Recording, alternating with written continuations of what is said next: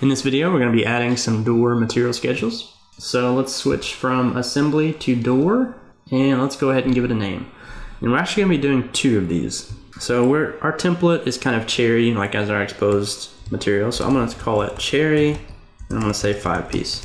There's other words for this. You could say cherry 5-piece, or cherry solid, or cherry outsource, or whatever you want to use for what you would, a solid wood door. Okay, so I'm going to just erase the description. And then as I build out this 5-piece one, I'll explain why we need to separate like our 5-piece and our slab edge banded doors. And this is familiar if you've remembered the last video with the cabinet material schedules, exact same idea. So let's look at the frame. We want all of these to be a hardwood 3/4 cherry. So let's grab our solid cherry. And banding I don't need. And molding I'm not going to worry about for right now. That's more of an advanced topic we can get into later.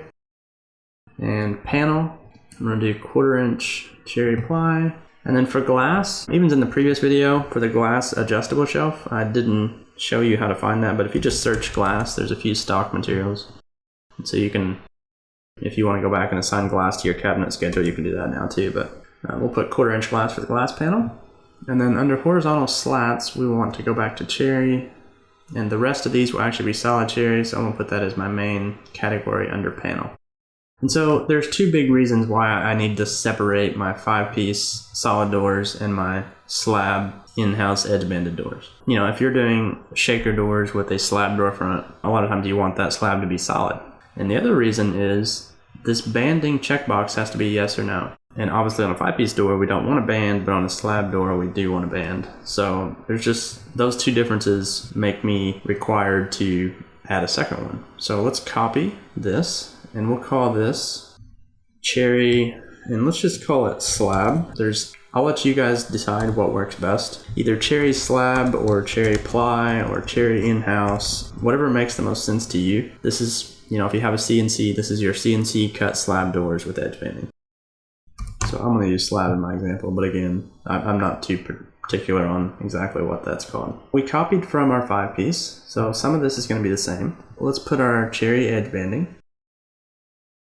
And some people get confused because they'll assign the cherry edge banding, but it still doesn't show up. And that's because this box also has to be checked, so make sure you do both of those. Assign the material and check the box.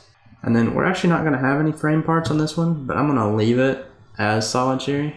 You know, the door setup is going to tell us whether or not to use the frame, so it's okay. It's not like it's going to automatically have a frame just because we assigned it here. I'll leave molding blank again. And then for the panel, it's going to be using 3/4 two-sided cherry plywood instead of solid.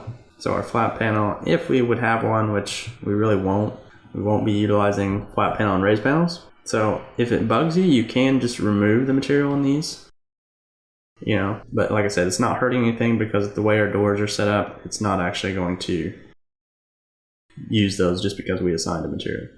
So I'm going to leave mine in there. And now one other note, like on this 5-piece or solid door style, like a raised panel for a lot of people would probably be more like 5/8 solid cherry. I kind of just skimmed through it. It would be very simple to go back to the material library, find 3/4 solid cherry and right click and copy it.